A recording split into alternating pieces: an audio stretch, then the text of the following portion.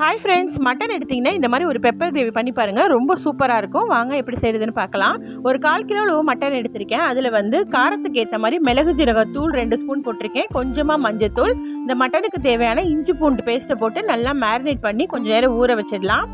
அடுப்பில் குக்கர் போட்டுட்டு எண்ணெய் ஊற்றி காஞ்சதும் பட்டை, கிராம்பு, சோம்பு எல்லாம் போட்டு தாளிச்சிட்டு ஒரு 1/4 கிலோ அளவுக்கு வெங்காயம் எடுத்திருக்கேன். வெங்காயத்தோட ஒரு 4 பட்டை மிளகாய் சேர்த்து போட்டு நல்லா வதக்கிக்கலாம். வெங்காயம் நல்லா வதங்கினோன்னே கொஞ்சமாக தக்காளி போட்டுக்கோங்க. நான் ஒரே ஒரு தக்காளி மட்டும் சேர்க்குறேன்.